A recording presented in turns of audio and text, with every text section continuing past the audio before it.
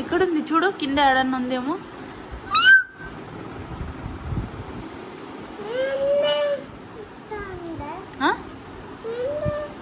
పిల్లి ఆడ అడుస్తా ఉంది కదా, కింద ఉంది అన్నట్టుందిరా.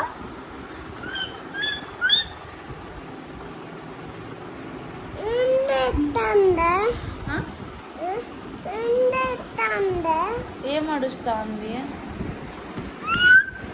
ఎక్కడ పిల్లి ఉంది, అందుకు అడుస్తా ఉంది అది.